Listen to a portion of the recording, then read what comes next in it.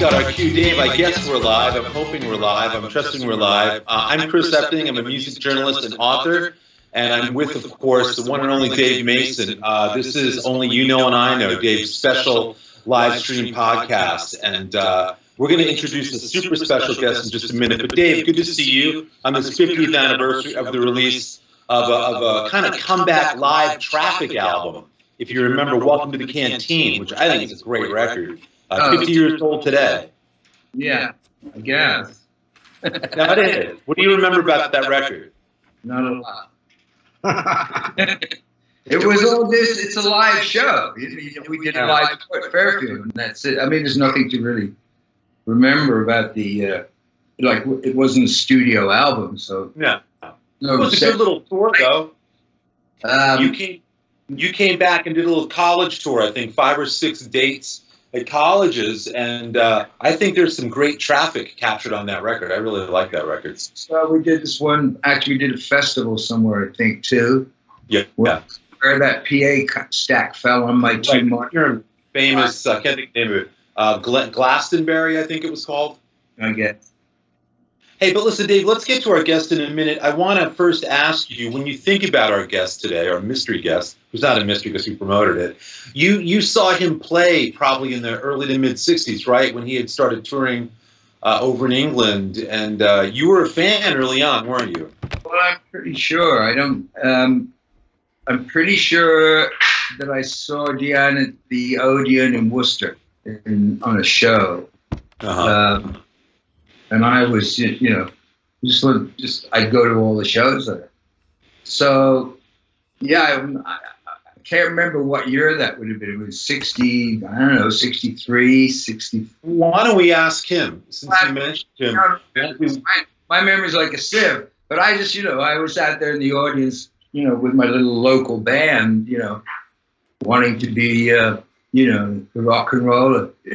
Well, why don't we bring in that rock and roller, one of the first, one of the originals, another like you, another rock and roll Hall of Famer. We are super honored today to welcome on our little show here the one and only DION. DION, welcome. I assume you're on air here, joining us from Florida today. It's good to see you. You look terrific. Hey, feeling good. Thank you, guys. Good to see you. Hey. Here you are. Look at you. And here you are. By the way, I kiss you right now, okay? Feeling good here. I'm in South Florida. It's like 120 degrees, and the Odeon Theater in Worcester. Yeah, that was in, I think, 1752. Good. Yeah. Washington was crossing the Delaware, I think, at the time. Hey, DION, before we get into the conversation, I want to bring something up. There's been it was delayed a little bit because of COVID, but there's a musical built around your life story and the music, right? That's going to be early next spring, is it? Finally seeing the light of day on stage. Can you tell us a little bit about that? Because I think it's long overdue that your life be done in musical form. I don't know. It's a wild thing that happened. This young fella, he's from New York. His name is Charles Messina. He's a playwright. And we became friends somewhere like in the, like 15 years ago. We'd walk the city and talk, and he never had a notebook, never had a computer with him. And he writes this play, and it's amazing because it's all about like early rock and roll history. It's about romance, it's about action, it's about betrayal and overcoming. And he's got that New York sense of humor and all these songs. He put all my songs in the play, but not in the order that I kind of wrote them, but in the order of the story. Sure. It's wild. I'm telling you, the one beautiful thing that happened to me personally when I was watching one of the presentations, because, there's like 40 young, talented kids in this show. It's unbelievable. It's just to be in a room with 40 talented kids. I mean, it's uplifting to say the least. So I'm watching the show, and they have a scene where I met my wife. I've been married like 58 years. So I knew my wife like 8 years before we got married. I'm like 190. But I tell you, like they have this scene where I meet my wife, and they're on the stage, these kids, Christy Altemeyer, who played Anastasia. She was the lead in Anastasia, plays my wife Susan. So, they get together and they're talking, and it evoked all the love and the memories I had when I first saw this girl. She moved down from Vermont to the Bronx. Who moves into the Bronx? Nobody. You're born in the Bronx. So she was exotic. She was red hair. She was Irish, and I, Vermont. That's where they have trees. Sure. What? This girl she smelled like the country, the beautiful fresh air. She had a fragrance about her, man. I was like, I followed her. I was the first 15-year-old stalker in the neighborhood. But, that's what it evoked in me. I don't think a lot of people have that opportunity to really have those feelings again, to put them right in that place. Not many people, we're all concerned about the present, what's happening, Right. And so it was a lot of fun. But I think people are going to enjoy it because it's about transformation. It's like the Young Sopranos, with great music, with a Rocky Balboa ending. What could I tell you? Dave, we're going to have to go to Florida and see the preview. It's going to open in Millburn, New Jersey at the Paper Mill Playhouse. It's a very prestigious regional theater where when they build a set, it's ready for Broadway. It's the same dimensions. Crazy. It's crazy what's happening. It's going to be a lot of fun. So Dave, you told me earlier that you guys actually shared a stage once. Dave, you guys had a guitar player that you shared. Talk about that, because you guys have played together before. We do. Johnny Sambatero, who introduced me to DION. And actually, DION came to, where the hell's that little town in Florida you came over? It was Stewart. Yeah, Stewart, that's right. I got you to sing The Wanderer.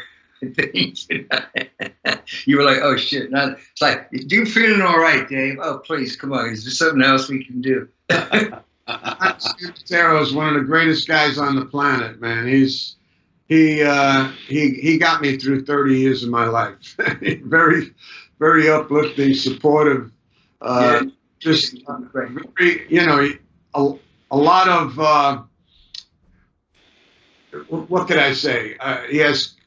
He has quality. The guy's like intrinsically virtuous or something. I don't know what it is, but heroic virtue. He has substance. Oh yeah, but Johnny's great. I mean, if my description of Johnny is, if you want a really great vocal, especially vocal harmonies, or you want some really cool guitar parts, or if you want a new toilet or a little spackling done, John's the guy to call. DION, when I interviewed John, Dave and I are working on his memoir right now. And John really credits Dave with kind of plucking him out of the studio scene in Florida, giving him his first real road gig in like 1978, and kind of launching him on that path of being, a well-traveled, touring musician. And Johnny's, contribution to Dave's book is so far has been really important. When I want to ask, Dave obviously was a big blues fan growing up, big American blues fan in England. For you actually, you guys were both on Columbia, but DION, you were the first real rock and roll act ever signed to Columbia, I think in like 1962. But a couple of years later, it's John Hammond who really introduces you to a lot of blues stuff, right, that maybe you hadn't heard before. It's a crazy thing. Dave will know what I'm talking about because he's a historian. He loves music. It's, when you love something, you want to know more about it. But they had Aretha Franklin and I on Columbia Records, and they, Columbia Records in those early years, they didn't know anything about what we were doing. Sure. So I had, they used to say, do one song for us, and you could do one song for you. I was a kid, and I didn't want to argue with them. I wanted to, I could do Ruby Baby or Run Around Sue or The Wander, so I would do something. And then they would make me sing an Al Jolson song, who I love. I love Al Jolson. My father. Your dad was a Pavilion, right? I grew up town, and they were giving Al Jolson songs to Aretha Franklin. She was singing "Rockabye My Baby" and all. So we were like goofing on that. Aretha and I were sitting on. She was a young girl, like a teenager, sitting on the piano bench, in this studio right across from John Hammond, who, was a historian and was, all about, the American roots music. And he heard me singing with her, and he called me in the office, and he said, "Dion," he said, "you really have a flair for the blues." And I didn't define anything at that age, but I grew up. What got me into this whole thing was Jimmy Reed. I heard him do "Baby, What You Want Me to Do." It blew my mind. I heard Hank Williams do "Honky Tonk Blues." It just changed me. I wanted to communicate like Hank Williams, and I wanted to groove like Jimmy Reed, So but what John Hammond did for me, and I don't know if he did it for me or to me, but he gave me an armful of records like Furry Lewis and Robert Johnson. And, he had at that time, I heard Robert Johnson before Eric Clapton heard Robert Johnson. John Hammond had a smile from ear to ear. He goes, "This album sold 25,000 albums by word of mouth." And he was so proud of it. And I had sold like 10 million records. And but when he put it on, I got it. And I got it. And I begged him for one of those records. And I took it to my apartment, and that was the end of getting hit records. I was like into the blues. All the way up until Bronson Blue. In just 2006, Grammy nominated. You never really let go of it. Your career, after the early rock and roll stuff, you really took a lot of risks and again, into all kinds of genres. But the blues, you really settled in there and had a lot of success with it. Dave, when you hear those names you mentioned, were those artists that you grew up listening to as well? You think about Jimmy Reed and those early... I grew up, yes. I'm from Worcester, England, okay? The Bronx or America, anything about America and lifestyle was another planet from how I grew up. I'm from the heartland of England, okay? There are no blues. My stuff was all, I had just basically started out. Nobody in the family was musical anyway. And I'm just picked it up. It was something I liked. I'd be in the school choir. I do all that. My mother had some 78s, the Platters, Glenn Miller. Funny enough, my mother's from a girl from the heartland of England. Her favorite singer of anybody was Mahalia Jackson. And so, anyway, there were no records of her, but so that's where I grew up. And then, of course, my whole thing was it was guitar. Because I gotta have it. Because there at the very beginning, not so much the beginning like Dion was. He's there at the beginning of it all. I'm getting into it in the in the 50s, like 14, 15 years old. So, it was, I want a guitar. I want to do that. I want a guitar. Singing was like, I thought the voice got in the way of the guitar at the time. So all the stuff that I grew up learning from and being into were the Shadows. And I wanted to be Hank Marvin in a bad way. And I wanted that red Stratocaster. And that's where it's kind of all started for me. And then, like everything else, and it just, as it went along, just grew and grew into more different music and the blues and being introduced to all those artists, R&B, all that stuff. Never really was much into country until much later, but certainly R&B. But we were very eclectic. It was the 60s in London, England, which was, it was very much a Renaissance time. And the whole thing about, of course, England, why everybody asks, well, you played on this and you played on that and you played on this. It's like, you have to understand that, unlike America, where there was a music scene in Philadelphia, New York, Atlanta, Nashville, L.A., San Francisco, England. Everybody was in one place, London. That's where everybody was. They were all in one city. So to intermingle with things, and at the time there was a lot of Indian influence coming in, and because it was all so close, I mean, that's how I got to be friends with George and McCartney and played on Hendrix's stuff and all that. So it was very much a mix of stuff. So that's my kind of, in a way, Dion's, you got kind of, there's an advantage with Dion because when you say, well, who wants to come, hey, yo, who wants to come to the Bronx, for Christ's sake. But the point about it is that from my perspective anyway, is that, because I'm a country boy. I mean, I grew up just running around in fields and stuff, building rafts and doing whatever. But there you have that. It's sort of like coming from the East End of London. It has a real sort of root, a dialect, a whole thing going on. And also being in America, which of course, as I keep saying, the British invasion is an American story. I mean, that's what it is. I mean, we just learned everything that was happening here and just copied and learned from it. We have a couple of questions here I want to get to from people that have written in for both of you. John L. asks, hi, Dave and Dion. Love the great music you've given us over the years. If there's one song each of you has written and performed that is your favorite to play live, what is it and why? I'm sure you've been asked a couple of times, but is there one piece of music that you guys always gravitate or get back to that maybe you feel you've got to play each night just to send people home happy? Dion, why don't you go first? Go ahead, yeah. You know,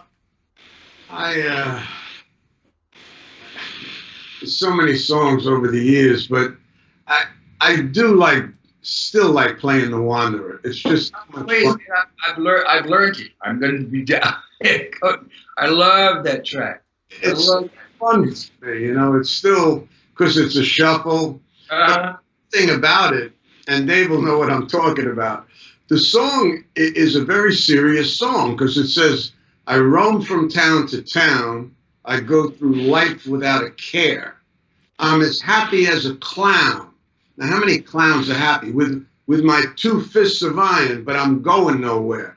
Yeah, so, in the 50s, everything was up and had a sax solo on it. It was a rock and roll. You know, you had to get people on their feet, and you wanted to rock the joint, you know. But it's a serious song, but it's written about a very a guy who's very shallow and it's just like we all are when we're young, we're into ourselves and chasing women, you know. Well, but mine's the same. I mean, the weird thing is it's exactly the same. And obviously, I have to do Feeling All Right. It's I have to do it. Yeah, but the same applies to Feeling All Right as Dion just talked about The Wanderer. It's not about feeling all right. The song's about not feeling too good myself. That's what the song's about. Go ahead. Could I say something about that song? Dave, that song came out in 1968, and I quit taking, my friend Frankie Lyman died of an overdose in February of 1968, and it broke my heart, and it just scared me, and the emotions, I can't tell you, because we used to hang out and run the streets together, and it just broke my heart. So I was using heroin for like 15 years, and I just quit cold turkey. And I got to tell you this is what I remember about 1968. Your song, Feeling All Right. I didn't even know what it meant. I didn't really analyze it.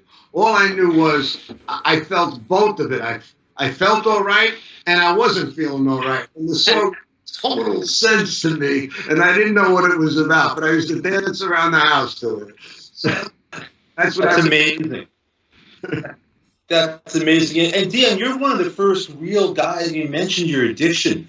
I mean, you're one of the first real rock and roll survivors that came out. Like you said, this went back to you being a teenager all through the 60s. And you didn't just come out of it, but you actually turned your life. You became a vessel to help others. I mean, you really dedicated yourself in such magnificent ways to help other people get off of things. So I think if people don't know about that, it's a big part of your life, isn't it? It is. You know, I didn't know anything about spirituality or anything. I was just, you know, like everybody else. You try to fill your life up. You think if you get enough wealth, pleasure, power, and honor, you're going to be all right. It's going to make you a great father. Like if you're really, you know, like getting inducted into the Rock and Roll Hall of Fame. Oh, my wife should really love me, and my kids are going to think wonderfully about me, and my friends are going to adore me, and I'm going to be Mr. Wonderful. But they don't care. All you kids want No, is you got another doorstop, is what you. just want you to have, the kids want you to have Cheerios with them and sit and listen to them. That's all. That's what makes you a great father, not this other stuff. So, you learn as you go along. But what happened is a guy who was very helpful in my life showed up at a very emotionally. It was the most devastating time of my life in 1968. I told you, like in that February and March. And he talked about God, and I didn't know God from a hole in the wall. And one night I went to a meeting with him, and I came back, and I got on my knees. I said a prayer, and I haven't had a drink or a drug since. And I don't miss anything. I feel all right. I'm feeling all right, Dave. Feeling all right. When you look, DION, Brooke had a question here.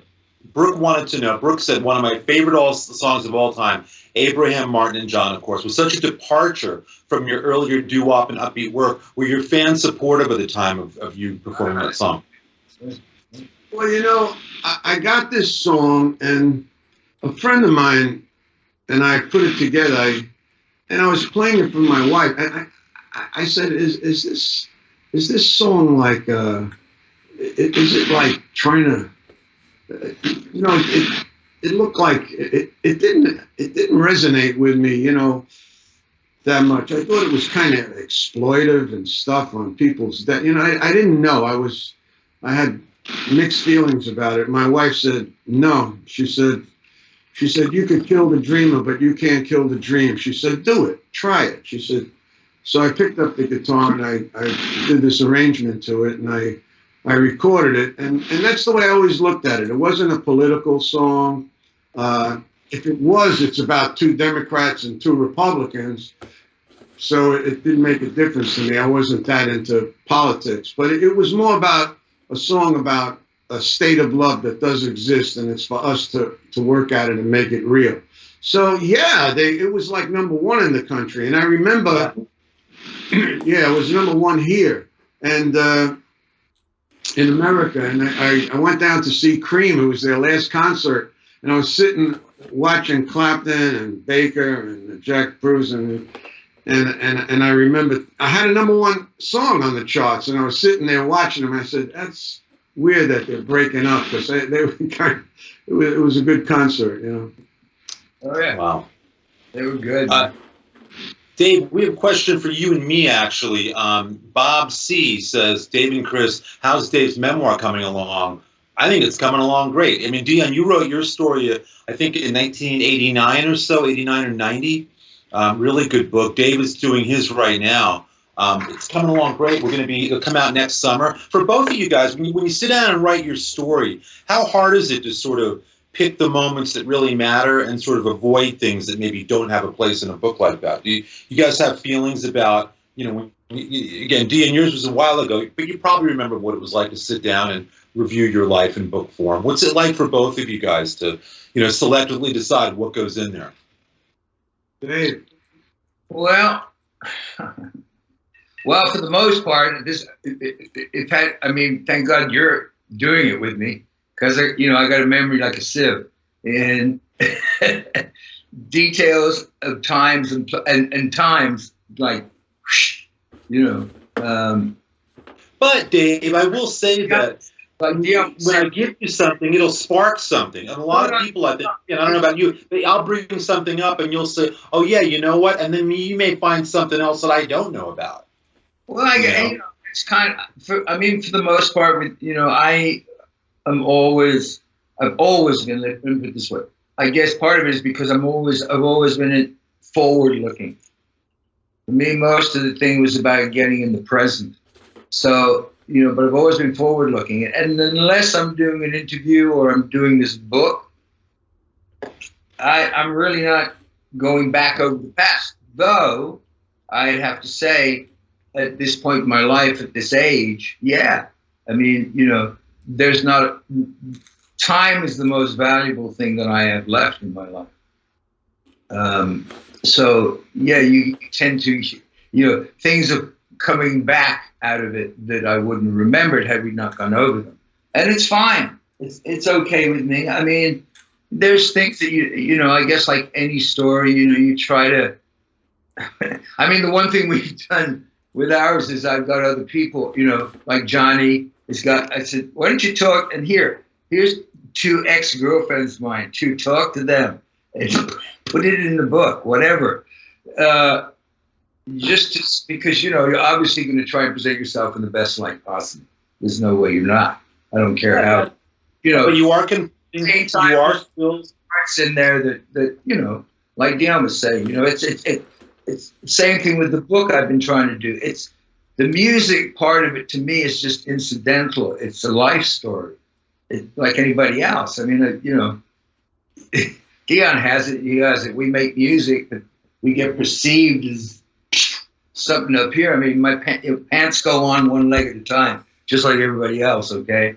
So it's just that we do this. This is what we do. We have a passion for it, which is the one thing that separates a lot of stuff. And I think it doesn't matter what you do. If you've got a passion, it's not work. DION, was doing your book something that was easy for you or hard for you?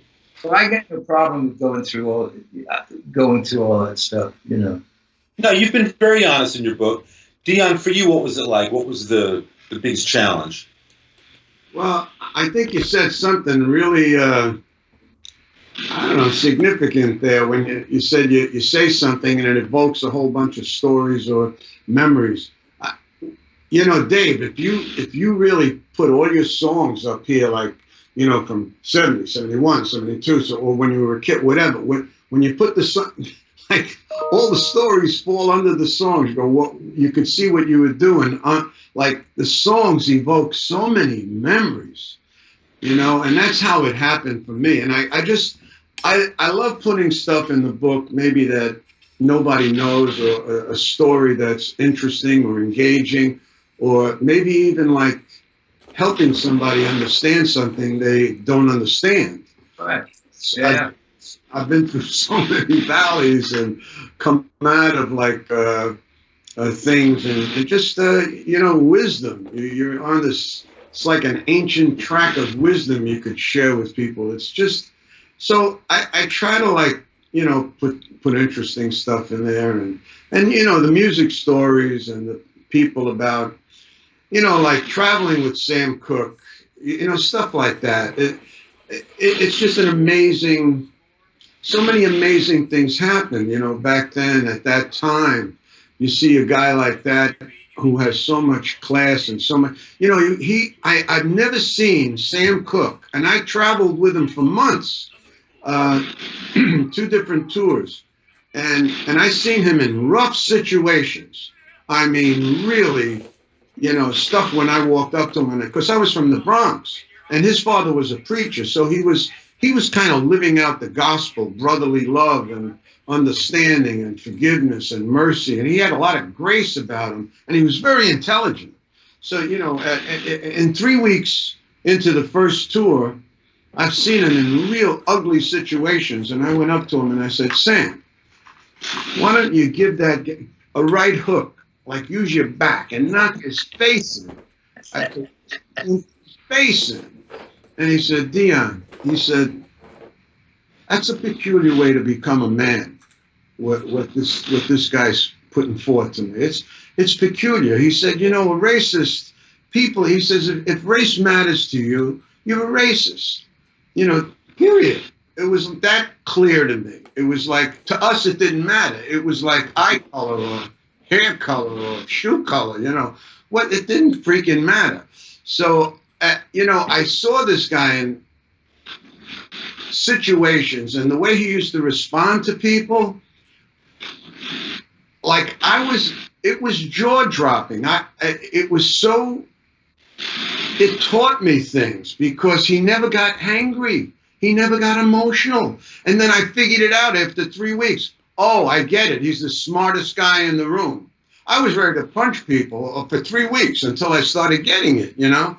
So, but it's, you know, that I think you want to share with people. Maybe they don't see what's happening behind the scenes of the music and, you know, life stuff, you know, like that. Well, the lessons you learned, and both of you guys, for all of the individuality, you got those moments. You know, Dave's got stories with, you know, with Hendrix and the Beatles and all that. You've got your stories, and I think it's interesting because you also shed light on other people's careers as well. Well, you just taught us something about Sam Cooke. You know what I mean? That is a very poignant lesson. You know, and I think again, both of you guys have had opportunities to mix it up with some of the best, some real legends. Another question here. I want to know this myself. Bob F wants to know to Dave and to Dion, do you think there's any chance you guys would ever collaborate on any sort of project? Now, I don't want to put you on the spot, but looking at you two guys here right now, Dion, what you said about Dave's song Feeling All Right, what Dave remembers about The Wanderer,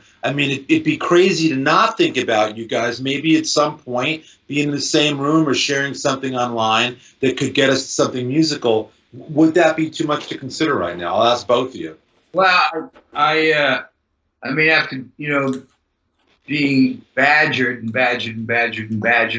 about it, I finally put my first blues album together called A Shade of Blue.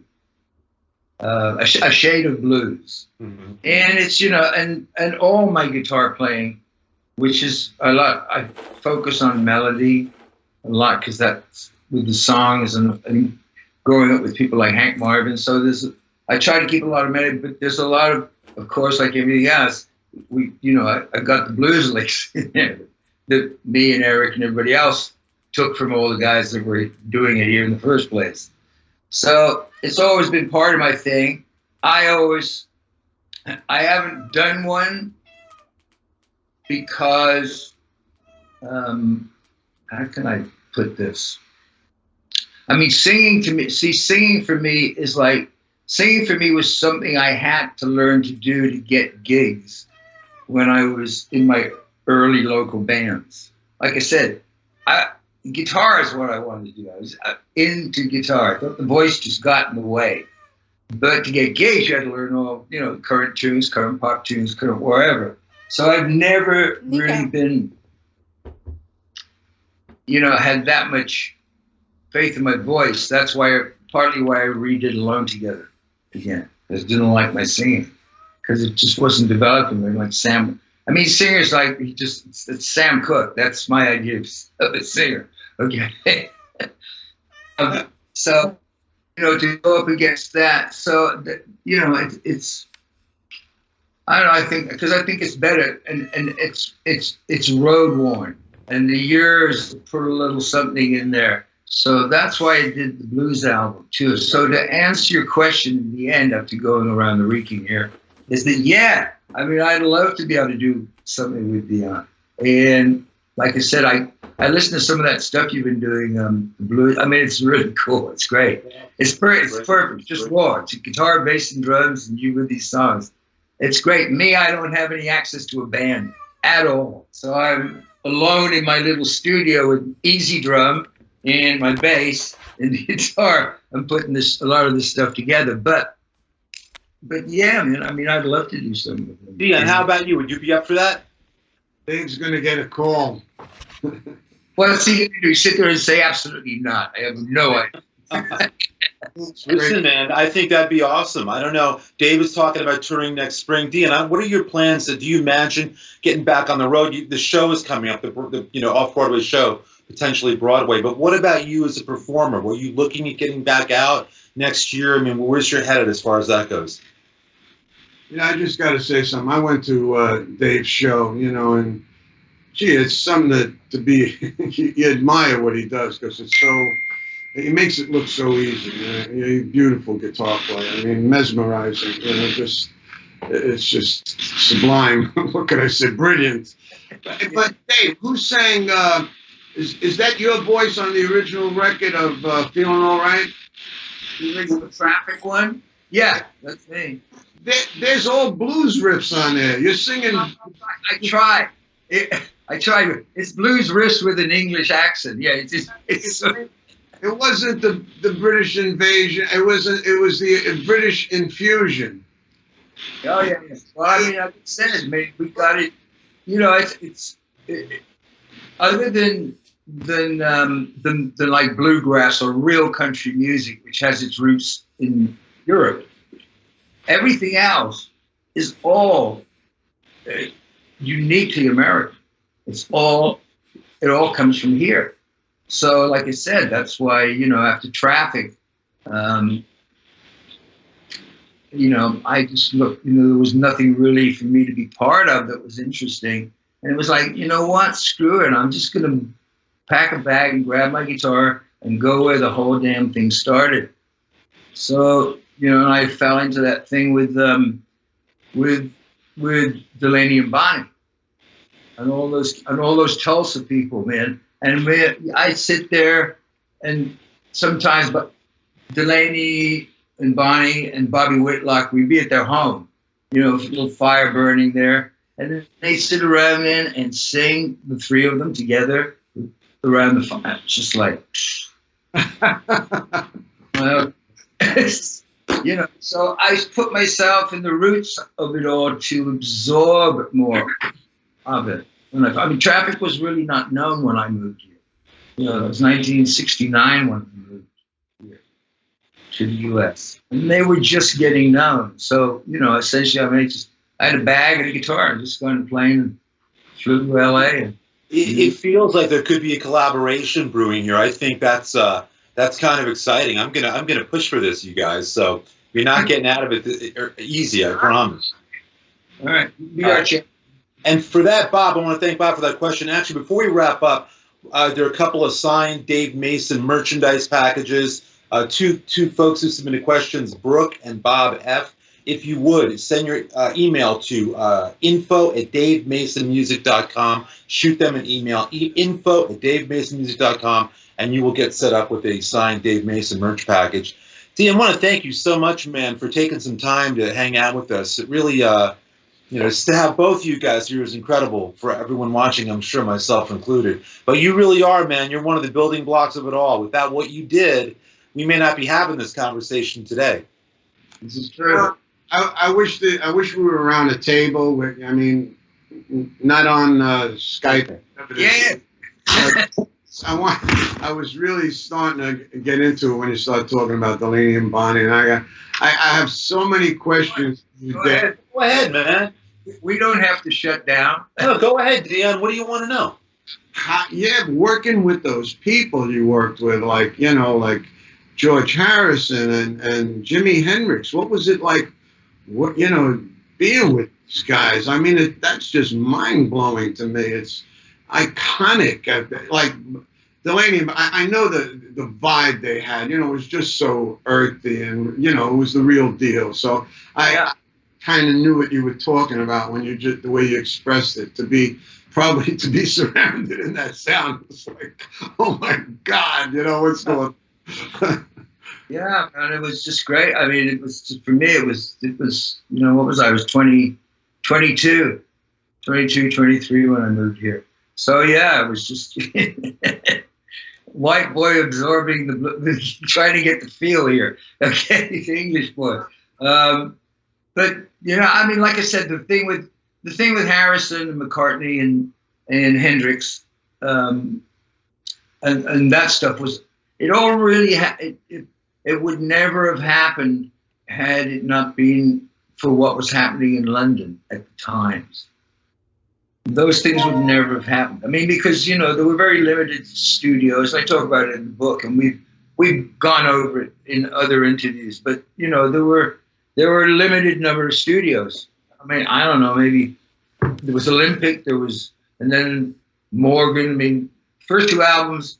You're probably going to tell me you cut shit straight to lacquer at some point. Me, of course, it was all 4-track. That was it. Early days. So. And everybody used the same studios, and everybody went to the same little after-hour semi-private clubs like Blazes, the Bag of Nails, Scotch of St. James, and that's where you'd run into people, or people, as with the case of Jimmy and the Stones. I mean, Jimmy Miller came over to produce Traffic, finished up producing the Stones. Eddie Kramer was the engineer for both. It was all in the same studio in Olympic.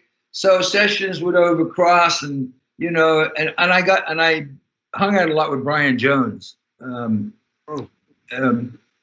sad, just sad that he was just so out of it though. But he was musically probably the most talented guy in that whole band. I mean, Brian pick up anything, give him about 30 minutes with it, and he'd play it. So he was super talented, but that's how. And Hendrix I just sat down and started talking to him one night in Blazes, and we said, "Oh man, I'm a huge fan of Traffic." And then I said, and I kept. I mean, the only thing I was sad about it is I never got him down to the cottage to stand on that outside on that stage there and set up and play to the hills across the way. The cottage, DION. If you don't know, that's where Traffic really kind of formulated as a band. They cut off from society, from London, and took up in this cottage and just communally lived and created and played outside for the birds and the bees and everything, and really came together as a band out there. And Dave, that would have been incredible, I think, for any of them back then, Beatles or Hendrix, to have visited there. But yeah, very, very special space, and this should be continued over in person. We gotta. So we go to Jersey and see the show. Dave plays it down, but to me, I come from an era when popular music was also artistic. It was like great art and popular at the same time. The Chuck Berry and Little Richard and Bo Diddley, and we had just great stuff going. Sam Cooke, but Dave plays it down, But I know he's very modest. To me, great art is something very recognizable. You go, hey, that's a song, that's a guitar, those are words, and here's a verse, but it's his stuff. The Traffic is like very distinctive, and that's what makes it so interesting to me. That I've always loved that kind of music. Anything that's distinctive. There's a purpose behind the music, and that's what always drew me into your music, Dave. So it has been a pleasure tonight. Thank you. My pleasure. And yes, as soon as this bug gets taken care of, and I can get back on the road, I got to sit down with you. We got to visit. And definitely, let's figure out something we can do here. Let me figure out what there's a song we can either sing, play, whatever.